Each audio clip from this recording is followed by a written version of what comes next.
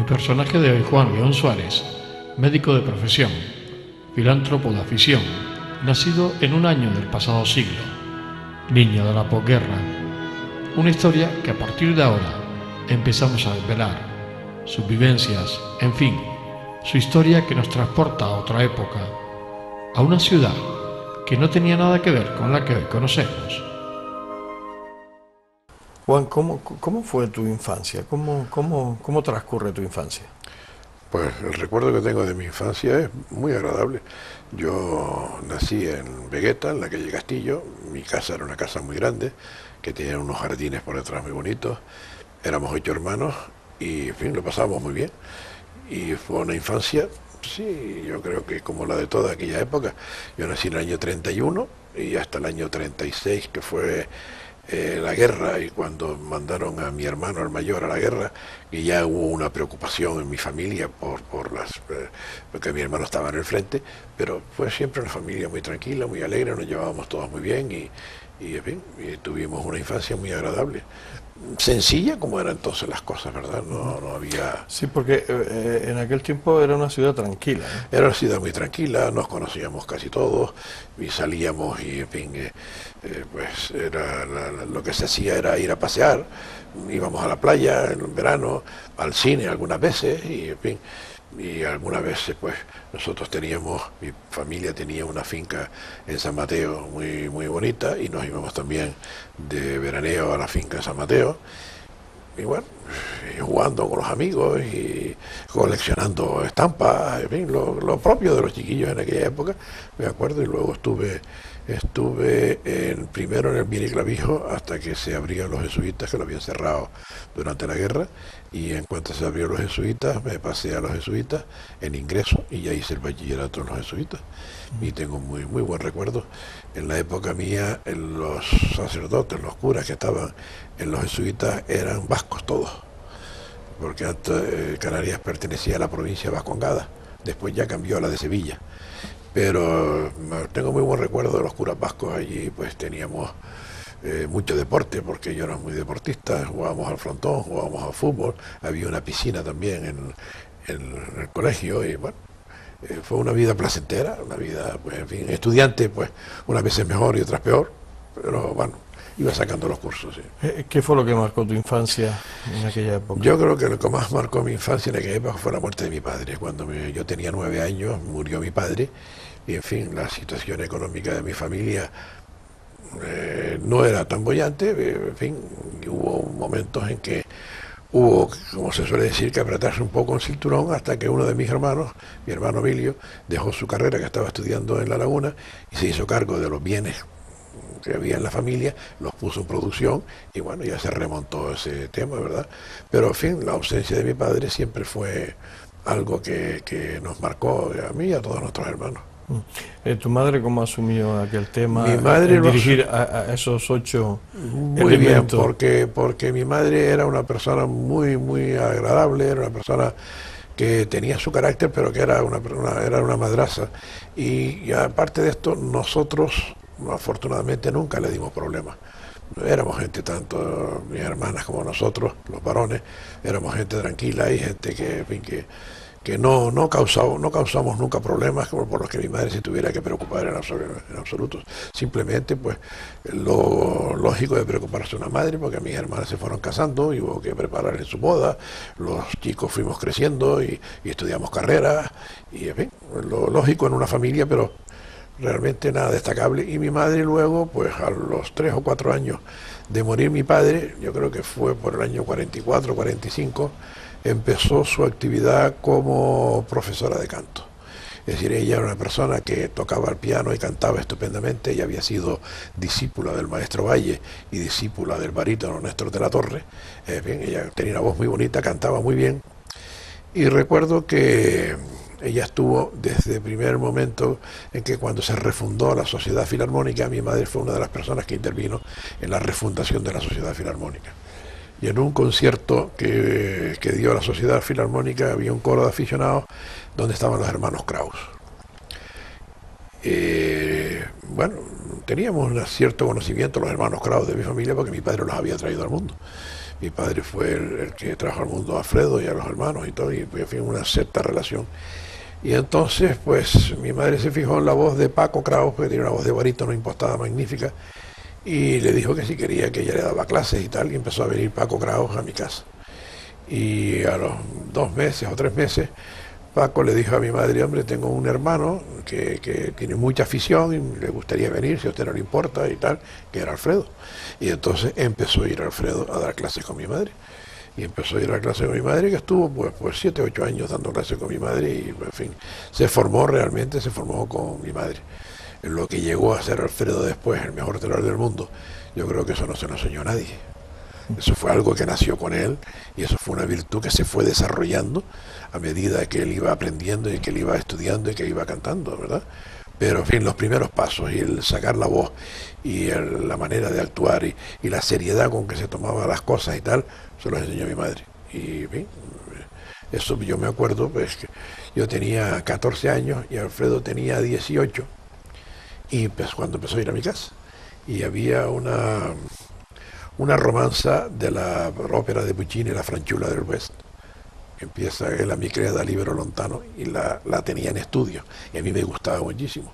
Entonces yo llegaba del colegio y estaba Alfredo dando clases y le decía, Alfredo, cántame lo de La Fanciulla del West. Y lo cantaba. Y hace poco, unos años antes o 2 años de morirse, yo se lo recordaba.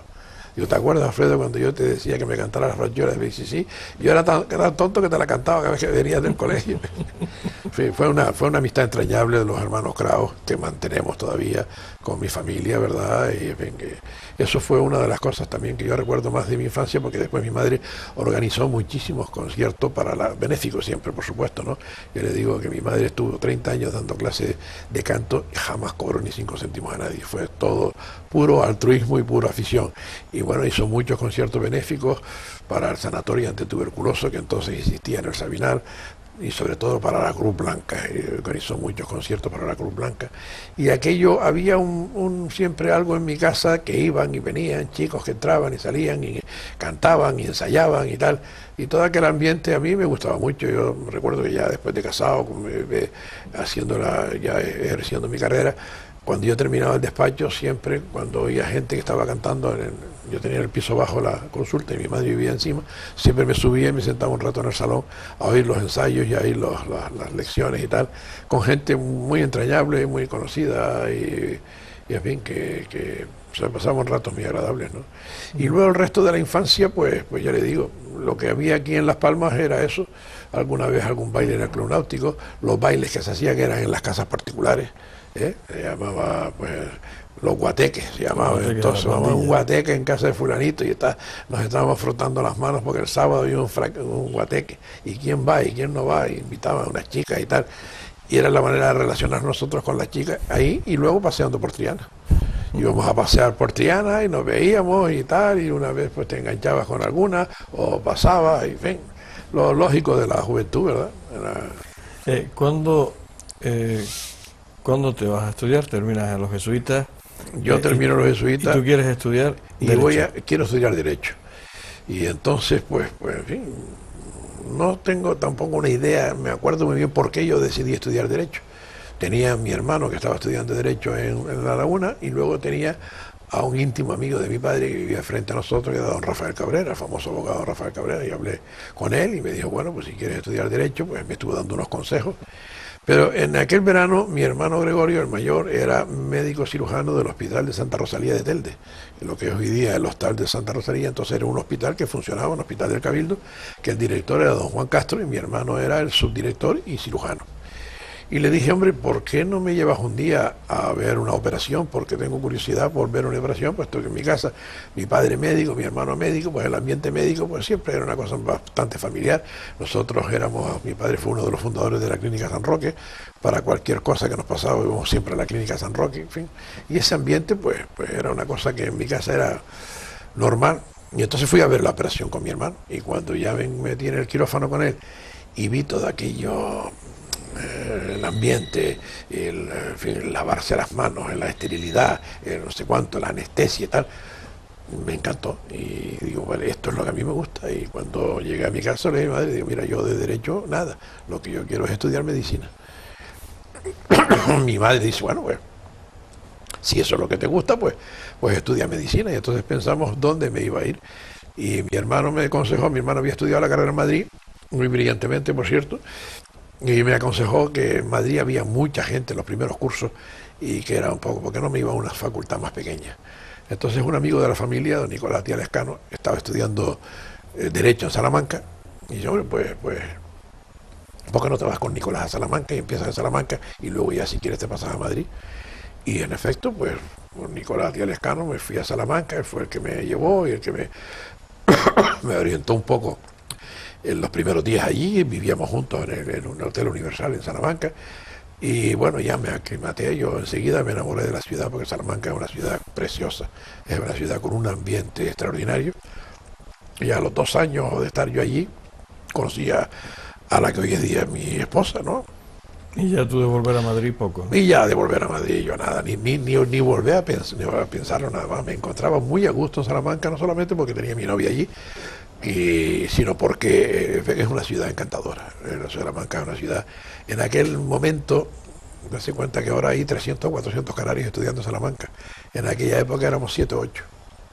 Y la gente nos trataba con un cierto exotismo, ¿verdad? Los canarios, como hablábamos como distinto a ellos, porque en Castilla pues se habla un castellano muy perfecto, y nosotros pues hablábamos como hablamos. En fin, la gente nos tenía mucha simpatía, y donde íbamos los canarios. Y me acuerdo que en aquella época, curioso porque había canarios de Tenerife y canarios de Las Palmas, pero allí éramos todos canarios. Allí no había ni chicharreros, ni canariones, ni nada. En aquella época éramos en total unos 14 o 15 canarios de todas las islas, y éramos canarios. No había ninguna distinción, ni había ninguna no nos hablábamos con alguna pullita, aunque fuera de broma y tal, y no, éramos todos canarios y nos llevábamos todos muy bien. Y de hecho varios se casaron allí en Salamanca, y en fin, y yo, pues, cuando terminé la carrera, me fui a hacer la especialidad y tal, y volví otra vez a Salamanca y me casé en Salamanca. Cuando terminas tu carrera, no te vienes a Las Palmas, sino... No, cuando salí mi carrera tenía pendiente hacer el servicio militar. Yo había hecho la milicia universitaria, había salido de sargento, porque yo no soy muy militarista, y lo justito para probar no salí de alférez sino de sargento. Y entonces había que elegir destino, y lo más cerca que había de Salamanca, donde yo tenía a mi novia, era Cáceres, y me fui a Cáceres. El regimiento Argel 27, que era un regimiento que estaba pues un poco en liquidación, puesto que entre sargentos, jefes y oficiales y tal, éramos 30 o 40 más que soldados. Soldados había 60 o 70 y mandos éramos 100 y pico. Pero en fin, lo pasé bien allí porque nada más llegar al regimiento, se fue a casar el médico del regimiento, me mandó llamar el coronel y me dijo que si yo era médico de verdad. Digo, sí, hombre, claro que soy médico, acabo de terminar la carrera. Dice, pues hazte cargo del botiquín, pero con una cosa de que como tú eres sargento y hay un brigada practicante, pues lo lógico es que el brigada tenga más autoridad, pero tú eres el médico, tienes que tener más autoridad que el brigada. Dice, no te vistas de paisano, no te vistas de uniforme, sino de paisano. Y en efecto estuve 2 meses pasando como médico del regimiento, pasando recién llegado y recién terminado. En fin, sabíamos algo, no habíamos salido pelados de Salamanca, pero en fin, sin práctica ninguna. Pero bueno, la verdad es que más o menos nos defendíamos, ¿no? Y luego pues ya terminé los 6 meses de milicia, y me fui entonces a Madrid, porque yo tenía la intención de hacer la urología en Madrid. Para ello me fui a hablar con un íntimo amigo de mi padre, compañero suyo de carrera, don Gregorio Marañón, nada más ni nada menos. Entonces creo que fue uno de los momentos para mí más emocionantes de mi vida, cuando yo llegué a casa de don Gregorio Marañón. Me salió el criado y me preguntó qué quería, que yo dije, pues mire, yo vengo a ver a don Gregorio. Y si usted tiene hora, es un enfermo que tiene hora y tal, digo, no, yo soy hijo de don Gregorio León de Las Palmas, dígaselo usted a don Gregorio. Y al minuto estaba don Gregorio Marañón en la puerta a recibirme, con un cariño, con un afecto, me pasó a su biblioteca, me estuvo preguntando por mi madre, por todos los hermanos, qué hacíamos, interesándose por toda la familia. Y entonces yo le dije para que lo había ido a ver, y me dijo, nada, pues vete mañana a mi servicio en el Hospital de San Carlos para yo recomendarte a don Alfonso de la Peña. Y en efecto, al día siguiente fue, y el urólogo de su servicio, me acuerdo se llamaba don Tomás de la Maza Saavedra, le dijo, Tomás, vete con este amigo mío a hablar con Alfonso de la Peña, que era el catedrático de urología de Madrid, para que quiera hacer la especialidad, en efecto, y estuve allí, me recibió don Alfonso de la Peña, me saludó, bueno, pues venga usted todas las mañanas por aquí y tal, y empecé a ir todas las mañanas, pero don Gregorio me había dicho que no me olvidara de que aparte de urólogo tenía que ser también médico, y que me quería ver todos los días en su consulta. Entonces yo iba al Hospital San Carlos, al servicio de urología, de 8 de la mañana hasta la 1, y a la 1, que era la clase de don Gregorio Marañón, me iba a la clase de don Gregorio Marañón, el tiempo que estuve allí, que fue mes y medio, me iba a la clase y muchas veces incluso hasta pasó visita a su sala de enfermos cogido de mi brazo, que la gente muchas veces me miraba y decían, ¿quién será este que don Gregorio lo coge del brazo con esta familiaridad, va a pasar consulta en su visita? Y entonces al mes y medio yo tenía a mi cuñado Manuel Ley, que estaba muy enfermo, era sobrino de Adolfo Ley, el neurocirujano de Barcelona, y estaba en Barcelona, y preguntó por mí, y le dijeron que estaba haciendo urología en Madrid. Y dice, hombre, yo soy muy amigo del doctor Puigvert, voy a hablarle a ver si él tiene aquí algún puesto y tal. Y en efecto, dio la casualidad de que había un puesto, una plaza libre de médico interno en su clínica particular. Entonces lo ofreció y le dije que sí, que fuera. Me llamó mi hermana, me lo dijo, y yo me fui a hablar con don Gregorio Marañón y se lo dije, y dije, mire, me ofrecen un puesto de médico interno en la clínica Puigvert de Barcelona, y en fin, que me parece, te dice, ni lo dude, estar de interno en una clínica, pues es mucho mejor que no estar en una pensión como estás ahora, y aparte de eso, Puigvert es una eminencia, pues, vete con él, y en efecto yo me fui a Barcelona, ingresé en la clínica Puigvert, luego ya saqué una de las plazas de su servicio del Hospital de San Pablo de médico residente, y estuve casi 4 años allí haciendo la especialidad con él.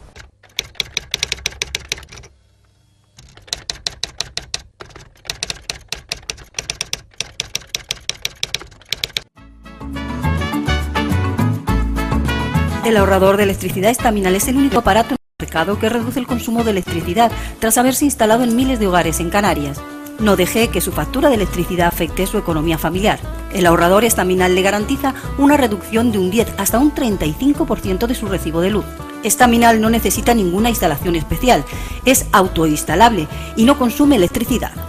Diga basta al excesivo consumo de electricidad y llámenos al 928-481-249.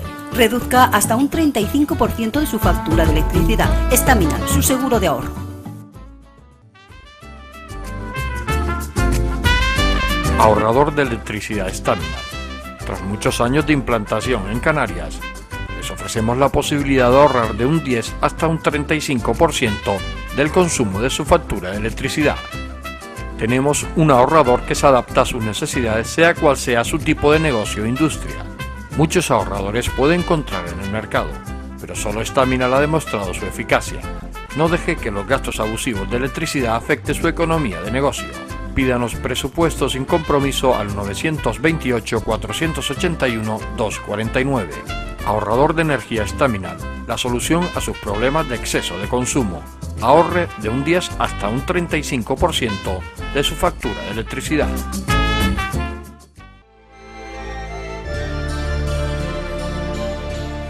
La atmósfera que Juan ha creado con sus palabras es indescriptible.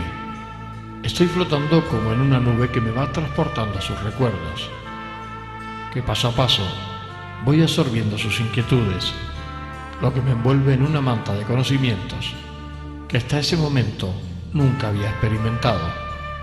Sus palabras emergen creando una novela que cualquier lector daría algo porque cayera en sus manos. Juan, estamos ante un piano histórico, ¿no? Bueno, sí, este fue el piano de mi madre, y cuando ella daba sus clases de canto, y su alumno más importante fue Alfredo Kraus. Alfredo Kraus empezó a dar clase con este piano, y yo creo que estuvo como 7 o 8 años dando clase con mi madre con este piano. O sea, que este piano es de principios del siglo XX. Este piano es del año 1921, creo que es. Es un Bechstein, es una marca alemana magnífica, de la primera fila, y además sello de oro, es decir, es un piano de mucha calidad. Claro, actualmente ya los pianos son distintos y tienen otros sonidos, ¿no?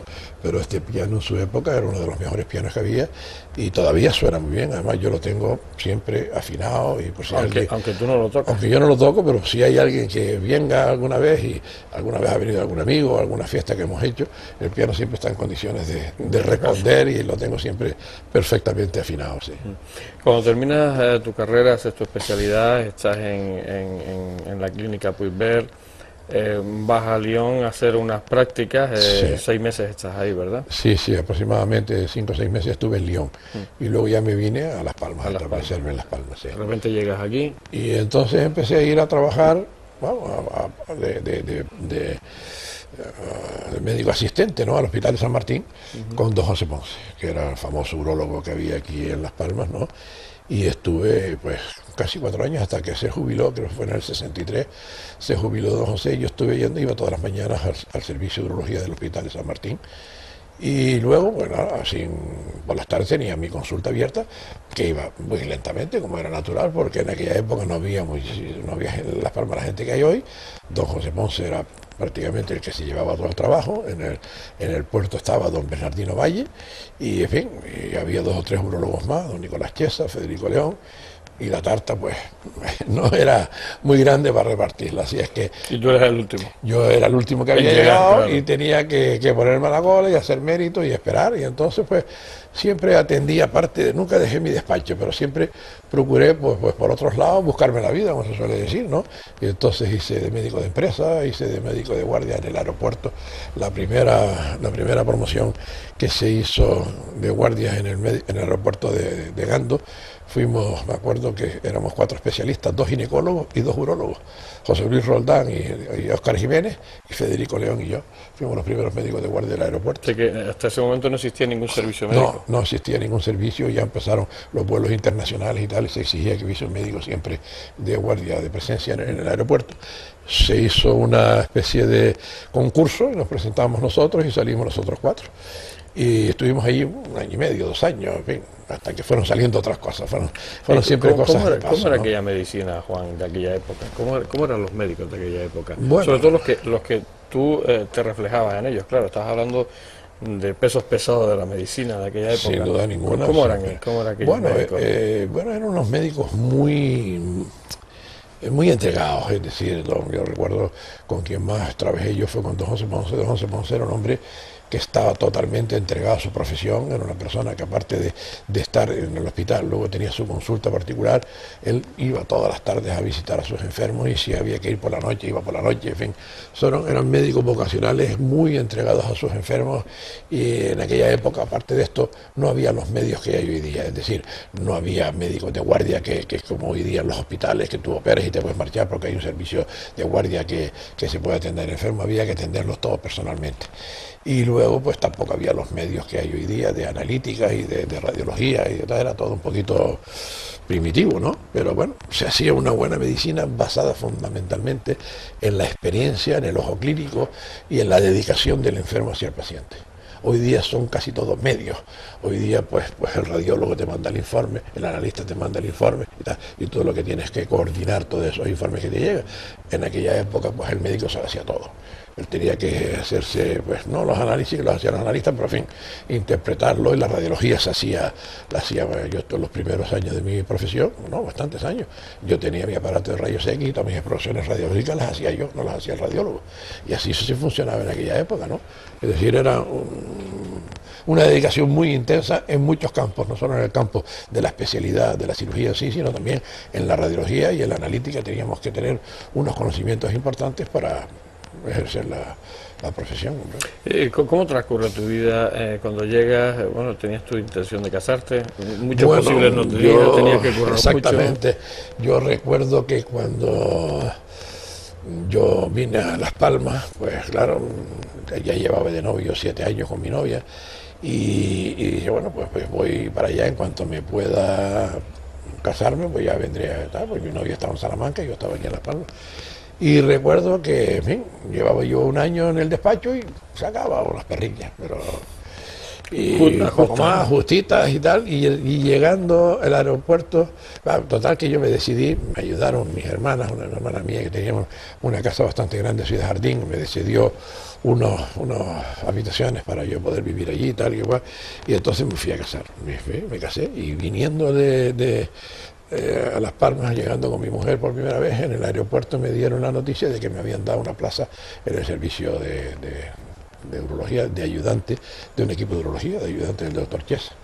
Y eso ya era una inyección bastante grande, así que aquella incertidumbre con la que yo venía, bueno, ya por lo menos se estabilizó, porque el sueldo entonces era de 1.700 pesetas.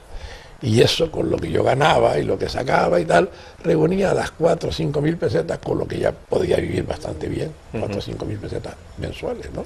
Con eso ya, además mi mujer se quedó embarazada enseguida y nuestro hijo nació pues a los 9 meses de nuestro hijo mayor. Y claro, fueron más gastos y fueron más preocupaciones y más cosas, pero con la edad, con 28, 29 años, cualquier cosa la puede llevar adelante. Nosotros no nos veíamos agobiados, metíamos la cabeza por cualquier sitio, hacíamos guardias para aquí o para allá, siempre sacábamos algún dinero. Yo recuerdo que estuve haciendo guardias en el Hospital de San Martín a dos médicos muy conocidos, a don Agustín Bosch y a don Miguel Roca, eran médicos titulares del hospital, y entonces las guardias se las hacía yo. Me daban 500 pesetas por hacer la guardia. Las 500 pesetas más las 1.700 del seguro, más lo que yo sacaba del despacho, en fin. O sea que eres una máquina de trabajar. A base de no parar, porque yo lo que siempre tengo la satisfacción cuando miro mi vida, he sido un gran trabajador. Yo nunca he tenido ocio ni he tenido pereza para nada. Yo he tenido una clínica en el sur y he sido médico de guardia del Hospital Inglés yendo a bordo de los barcos, una tarea pesadísima. He sido médico de empresa, en fin, pero siempre conservando mis tardes para la urología. Y poco a poco me fui haciendo mi clientela, ¿verdad? Y ya fui dejando todas estas cosas que en principio eran necesarias para complementar el dinero que me hace falta para mantener a mi familia, claro. Toda una vida. Tú has sido pionero en muchas cosas. Una de ellas, por ejemplo, ha sido la primera vez que se implantaba la diálisis en Canarias, venía de tu mano, ¿no? Bueno, la primera diálisis extracorpórea que se hizo en Canarias la hice yo a un eminente médico, don Rafael Osana. Recuerdo que yo entonces estaba de urólogo en el Hospital Inglés, en el Queen Victoria Hospital, y don Rafael Osana estaba en Barcelona con una insuficiencia renal y lo estaban dializando. Entonces me pidieron, porque no podía venir a Las Palmas porque aquí no existía diálisis de ningún tipo, me pidió su cuñado, don Octavio Roca, director del Hospital Inglés y gran amigo mío, que si yo podía hacerme cargo de ir a Barcelona, montar, aprender cómo se hacía la diálisis, montarla en el Hospital Inglés para poder traer a don Rafael para acá. Y bueno, en efecto nos fuimos, Rafael Garabote, que era un practicante que tenía don Rafael Osana en el psiquiátrico, que lo quería muchísimo. Rafael Garabote y yo nos fuimos a Barcelona, y allí junto con Jaime Osana, el hermano de don Rafael, y el hijo, el periodista, Jaime también, ¿no? No. Alfonso, que estaban allí. Bueno, pues nosotros empezamos a ir por la mañana al Hospital de Santa Cruz y San Pablo, que es donde estaba establecido el doctor Rotellar, que había inventado una cosa que no le llamaban riñón artificial, le llamaban el glomérulo artificial. El glomérulo, que es una de las partes, uno de los filtros del riñón, se llaman los glomérulos, que tiene, los riñones están llenos de glomérulos, que son los que filtran, le pusieron ese nombre de glomérulo artificial. La capacidad de depuración del glomérulo no era muy grande, pero bueno, mantenía la cifra de urea y de creatinina más o menos estabilizada. Y entonces no solamente tuvimos que aprender la mecánica de cómo se hacía la diálisis, porque aquello era una historia, había que preparar el aparato, había que desinfectarlo todo por completo, había que hacer la diálisis, que era 5 o 6 horas que teníamos que estar pegados al enfermo. Cuando terminaba había que volverlo a limpiar el aparato, los tubos y tal. Es decir, una diálisis nosotros empezábamos cuando vino aquí en el Hospital Inglés a las 2 de la tarde y salíamos a las 11, a las 12 de la noche para hacer una diálisis. Pero bueno, en Barcelona no solamente nos tuvimos que limitar a aprender la diálisis, sino limitar a cómo se montaba y a cómo se fabricaba el aparato. Y me acuerdo que íbamos a talleres, porque aquí era todo una cosa artesanal, unas llaves especiales que había que las hacían en un taller en las afueras de Barcelona, otros tubos que hacía tal, y aquello fue todo con Alfonso y con Jaime Osana, visitando talleres y visitando estos proveedores de cosas médicas y tal, hasta que logramos reunir todo el conjunto de piezas que llevaba el glomérulo. Y nos vinimos ya, después de un mes de estar en Barcelona, Rafael Garabot y yo, y montamos todo el aparato en el Hospital Inglés. Entonces ya pudo venir don Rafael y se ingresó en el Hospital Inglés y le hicimos pues 2 o 3 diálisis. Pero claro, como le he dicho antes, la capacidad de depuración del glomérulo era muy poca. La urea se mantenía sobre el 1,5 gramos, cerca de los 2 gramos, lo cual no evitaba las complicaciones propias de la uremia, entre ellas la pericarditis.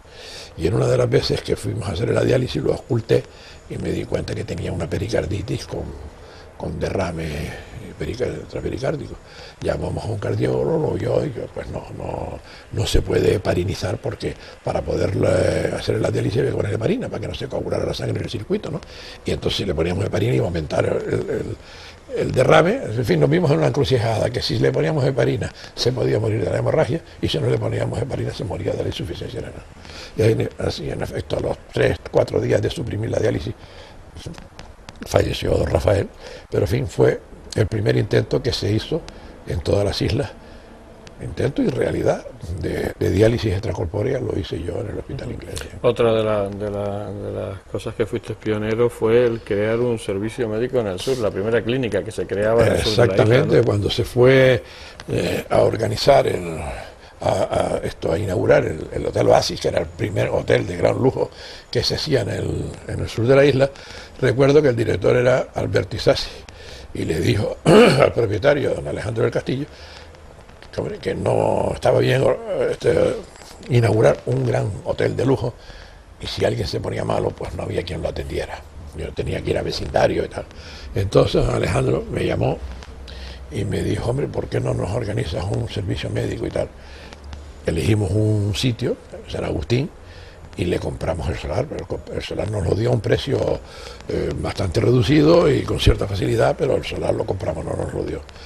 Y bueno, entonces nos fuimos a hablar, yo reuní a 3 médicos más, hicimos una sociedad y nos fuimos a hablar con Juan Barrero Portugués, que entonces era el director de la Caja de Ahorro. Les pusimos el tema, mira, esto es así y tal, enseguida lo comprendió, nos dijo qué dinero les hace falta, pues entonces nos hacían falta 5 millones de pesetas, era un montón de dinero. Pues mira, se avalan unos a otros y tal, y nos dio los 5 millones y hicimos la clínica San Agustín. Afortunadamente nos fue muy bien, 2 o 3 años habíamos pagado los 5 millones y después pues en fin, fue bastante rentable, ¿no? Pero fue el primer servicio médico que se hizo ahí abajo, fue la clínica San Agustín. Luego ya pasó el tiempo, ya nosotros ya fuimos más mayores, a los 8 o 10 años, ya las guardias y todas aquellas cosas ya nos pesaban mucho. Y entonces pues, sobre todo que yo tenía entonces ya 2 hijos a punto de terminar medicina, yo no quería que se metiesen en el sur a ganar dinero fácil. Y fue una de las cosas que me hizo que vender la clínica. Se la vendí.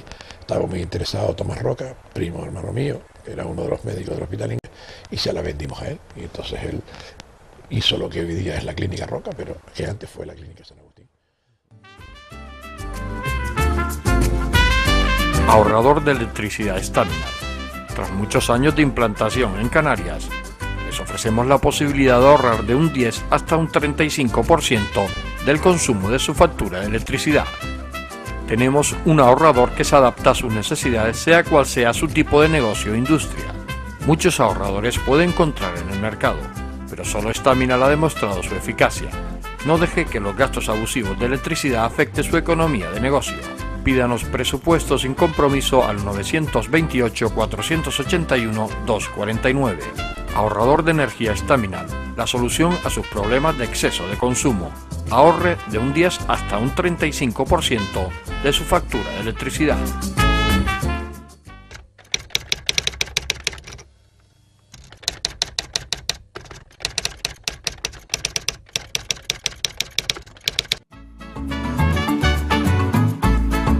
El ahorrador de electricidad Staminar es el único aparato en el mercado que reduce el consumo de electricidad tras haberse instalado en miles de hogares en Canarias. No deje que su factura de electricidad afecte su economía familiar. El ahorrador estaminal le garantiza una reducción de un 10 hasta un 35% de su recibo de luz.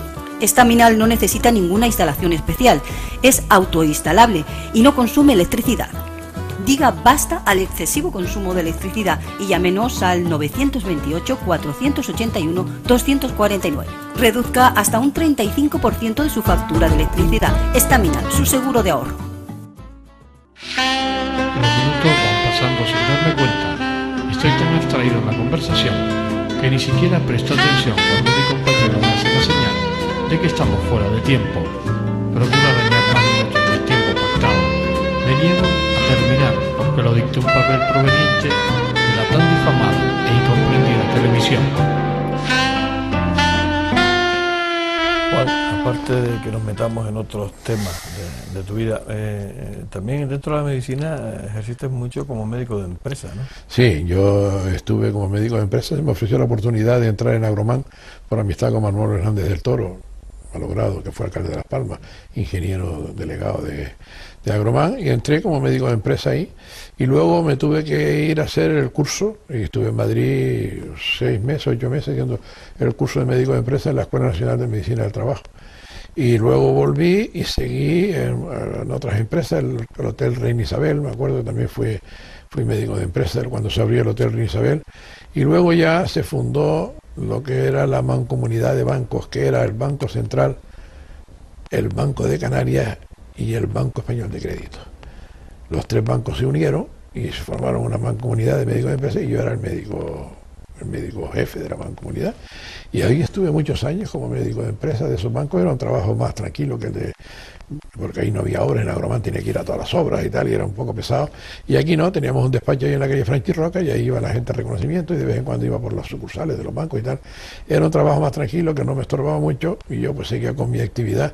Yo llegué a simultanear mi actividad como médico de empresa con mi calidad de médico de la Clínica San Agustín y mi despacho. Es decir, que no paraba. O sea, era difícil buscar un tiempo que no estuvieras haciendo. Bueno, yo recuerdo que a veces que yo hacía guardia los sábados en San Agustín. Entonces terminaba en mi despacho los viernes por la tarde, cogía el coche y me iba a San Agustín, y estaba allí el viernes por la noche y el sábado, y cuando me tocaba el domingo, pues llegaba el domingo, y luego salía temprano el domingo, el lunes por la mañana, y me iba a las empresas, venía a almorzar y luego me iba a mi despacho. Total, que en 4 o 5 días apenas aparecía por mi casa, siempre trabajando en un lado y en otro. Bueno, sí, lo hacía con bastante... bien. No recuerdo, a pesar de recuerdo a veces cosas pesadas, porque las cosas que no te gustan, a mí lo que me gustaba es la urología, y estas cosas las hacía, bueno, pues porque va a complementar los ingresos de la urología, hasta que fue ganando el despacho, ¿no? Y luego ya dejé todo, de la clínica, de las empresas y tal, y ya me dediqué más que a mi especialidad, ¿no? Pero al principio había que luchar, y la cosa estaba dura, estaba difícil, no es como ahora, que hoy día tienen las cosas más fáciles, ¿no? Y luego ya me dieron una plaza de médico, de jefe de equipo de urología de la Seguridad Social, pues ya también era otra cosa que ya me obligó a dejar varias cosas de las que tenía. Y en fin, yo fui un pluriempleado siempre, un pluriempleado. Hablamos ahora de tus otras facetas en la vida. Tu faceta en el deporte, que estuviste muy relacionada con la natación, ¿no? Sí, yo la verdad es que me integré en el grupo de los Tortugas, bueno, de los primeros, de los pioneros de los Tortugas, que íbamos al Club Natación Metropol. Esto de la mano de mi cuñado Alberto Cabré, que era un hombre muy deportista, y un día me animó y me fui con él y empecé ahí, y entonces, bueno, pues seguí en el grupo de los Tortugas mucho tiempo. Aquello me relacionó con la gente del Metropol, y fui con Pepe Feo de presidente, fui parte de su junta directiva durante 4 años. Y luego, cuando ya terminó Pepe Feo su presidencia, que la acogió mi sobrino Arturo Langlenton, estuve 12 años de vicepresidente del Metropol, muy integrado en todas las actitudes y en todas las actividades del Metropol. Bueno, yo nadador como aficionado y como tortuga, pero nada más, ¿no? Pero sí, me interesó siempre la natación y el deporte, y estuve muy ligado, y aún hoy voy pues casi todos los días a hacer mis piscinas al Metropol, sigo nadando nadando porque es el deporte que más me gusta y el que mejor me siento. Y bien, sigo vinculado al Metropol todavía, ¿no? Y luego también, bueno, pues aparte de mi especialidad y de mi profesión, pues también estaba vinculado al Colegio de Médicos, con Damián Hernández de presidente. Fui durante 8 años tesorero del Colegio de Médicos, que tuvimos que hacer toda la... Es decir, la obra del Colegio de Médicos. El Colegio de Médicos es una casa que ya se había quedado antigua y nosotros la reformamos por dentro íntegramente y la amueblamos sin cerrar el Colegio de Médicos. Hicimos una muy buena labor. Estaba entonces Román Rodríguez, el político, estaba de vicepresidente, el secretario general era Pedro Quevedo, que también está en la política, también era el presidente, y yo era el tesorero, y el vicepresidente era Pedro Cabrera, que hoy día es el presidente del Colegio de Médicos. En fin, fue un equipo humano que seguimos teniendo muy buena relación, muy buena amistad, con Julio Méndez también, el oftalmólogo, también fuera vicepresidente. Y hicimos una muy buena labor en el Colegio de Médicos. Luego ya pues vino otro equipo y han seguido haciendo cosas buenas, ¿no? Pero toda la informatización del colegio, toda la reforma interna importante que se hizo, la hicimos nosotros en aquellos periodos de 8 años que estuvimos. Y luego pues llegó un momento en que yo, aparte de mi profesión, simultáneamente era vicepresidente del Club Natación Metropol, tesorero del Colegio de Médicos y vocal de los Amigos Canarios de la Ópera. Eso te iba a comentar, tu relación con la música. Mi relación que con... sobre todo en los últimos años... ha sido muy intensa, muy intensa, porque ser presidente de los Amigos Canarios de la Ópera te da mucha preocupación y te ocupa muchísimo tiempo, a pesar de que cuentes con una junta directiva, como cuento yo, magnífica, y que todos nos llevamos muy bien y todos lo llevamos, lo acordamos por unanimidad, prácticamente todo, pero siempre el ser presidente te obliga a tener que dar la cara en muchísimas cosas, y en toda la cosa protocolaria, en decisiones, en la visita a las autoridades, en fin. Es una cosa que te lleva, lo hacemos con gusto porque es lo que nos gusta, es decir, sarna con gusto no pica, como suele decir el refrán, y esto pues es una cosa que me gusta, ¿no? Y yo entré en los Amigos Canarios de la Ópera, yo creo que sería en el año 84, cuando era presidente Alejandro del Castillo, y el vicepresidente era Pedro Suárez Saavedra, y mi hermano Gregorio era el otro vicepresidente. Y había gente magnífica allí, yo aprendí mucho con ellos, y en cuanto a llevar el tema de la asociación, pues un poco en plan empresarial, ¿no? Y entonces ya nombraron presidente a mi hermano Gregorio, que estuvo 2 años, y al morir mi hermano, los compañeros de la Junta Directiva se empeñaron en que siguiera yo con la presidencia, y así llegué. Yo le he dado una transformación grande a los Amigos Canarios de la Ópera, porque, en fin, hemos cambiado de director artístico, hemos cambiado de sede, hemos fundado un taller, bajo mi presidencia se fundó el taller de escenografía y de vestuario, se ha reforzado el coro, en fin, hemos pasado de un presupuesto a la mitad del actual,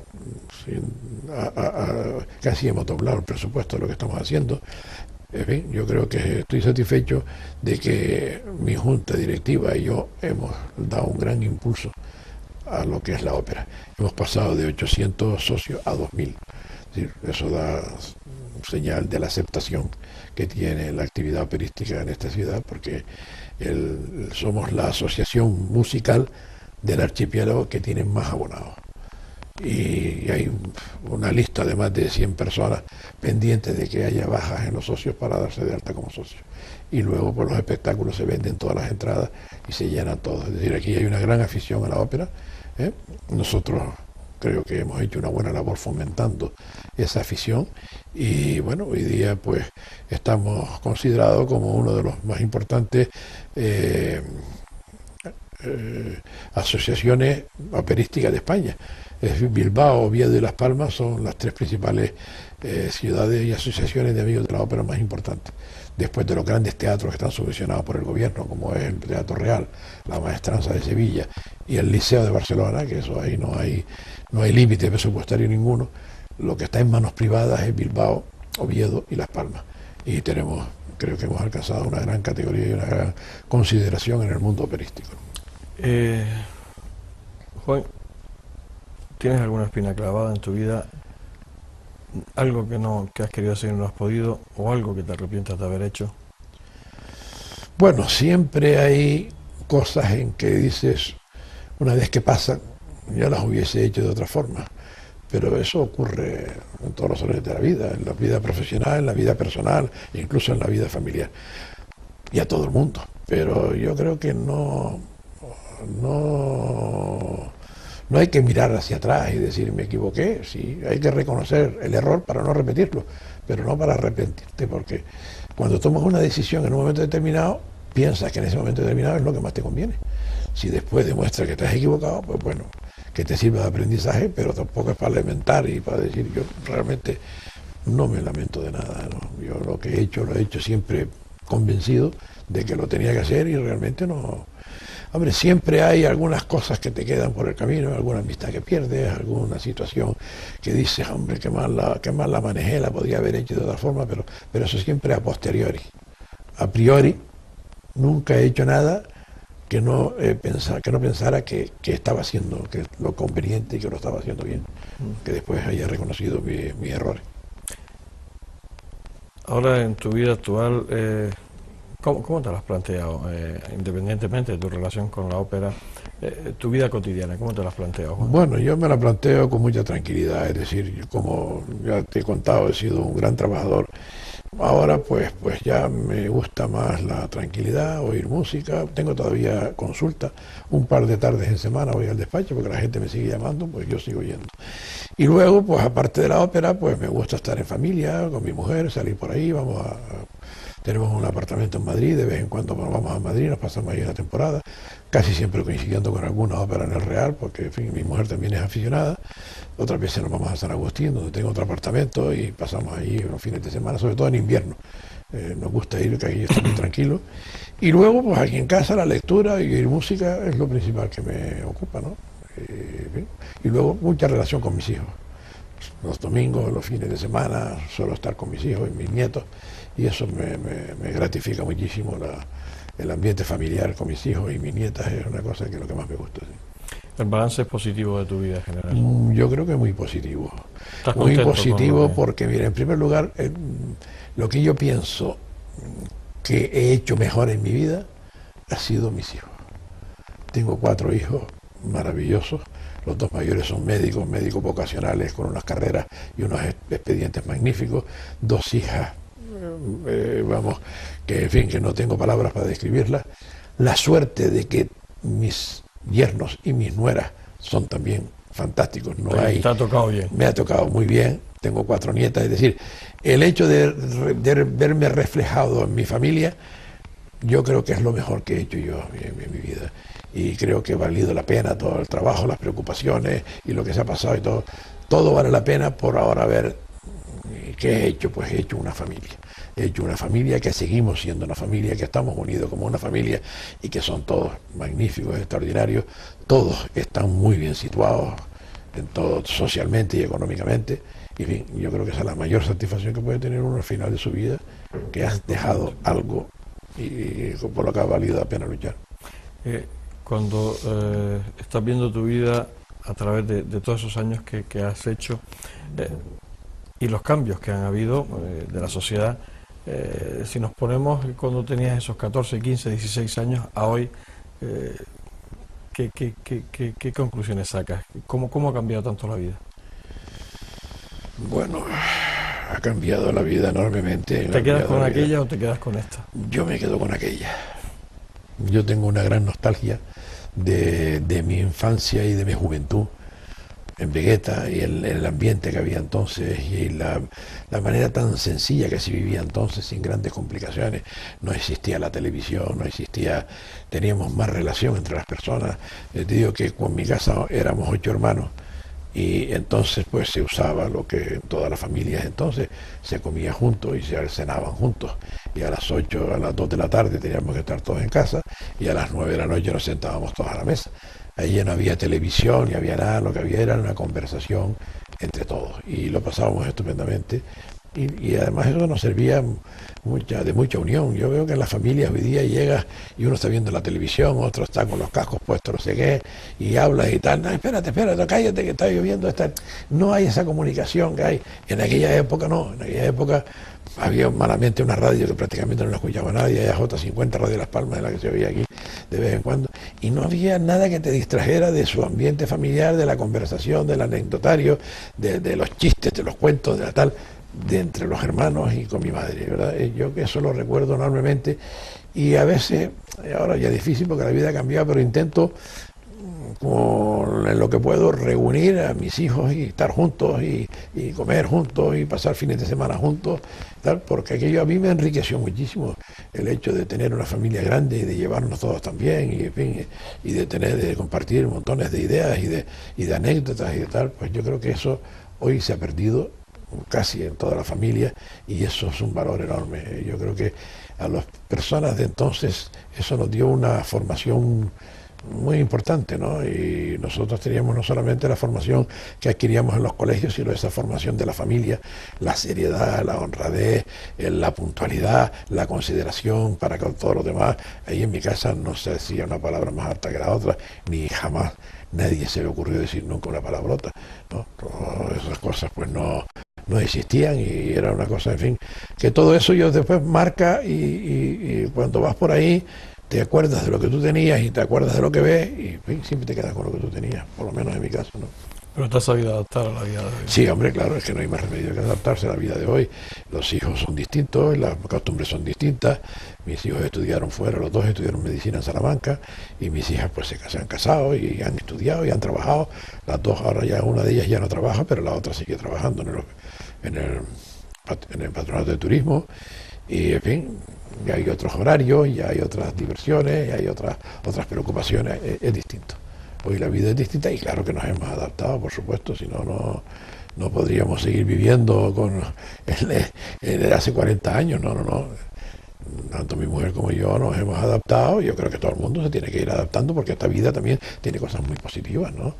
La vida actual se vive muy cómodamente, tiene mucha información de todo, tiene muchos entretenimientos, en fin, se vive mejor, las casas son mejores, los ratos de ocio son mejores que antes, ¿no? La vida va evolucionando, yo creo que a mejor, aunque el ambiente familiar prácticamente se haya perdido, que es lo que yo me acuerdo y lo que yo tengo nostalgia es del ambiente familiar. Claro. No, porque fue un ambiente de familia numerosa. De familia numerosa y muy muchos unida, hermanos. y muy unida. Uh-huh. Que bueno, que con los tuyos también lo has intentado. Sí, ¿no? Y de hecho todos estamos de acuerdo, y en fin, en estar juntos, y nos gusta muchísimo. Yo digo, mi hijo tiene una casita en Teror, bueno, vamos allí un fin de semana y nos juntamos todos con la nieta, lo pasamos de maravilla, pero cuando lo mejor lo pasamos, o a veces aquí en mi casa, o vamos a un restaurante, siempre todos los domingos con un hijo o con otros llaman, ¿dónde van ahí? Vamos, pues nosotros también vamos y tal, y nos juntamos a comer en un sitio y tal, nos juntamos todos. Mantenemos ese espíritu familiar que yo he tratado, y mi mujer hemos tratado de inculcar. Yo siempre le digo a mis hijos, mira, la riqueza más grande que tú tienes son tus 4 hermanos, son tus 3 hermanos. Porque además es verdad, hoy día en la familia y la gente, las cosas que ocurren, si te ves por algo que te pasa o lo que sea, el tener un apoyo de tu familia, de tus hermanos y de tu gente, yo creo que hoy día es fundamental, porque hoy día hay un poquito de pasotismo en la sociedad, y a todo el mundo le importa un comino lo de los demás, cada uno va a lo suyo. Y siempre le digo a mis hijos eso, que la riqueza más grande que hay, le digo, son tus hermanos, tus hijos y tu tal, pero la familia, el núcleo familiar. Yo creo que eso es importantísimo.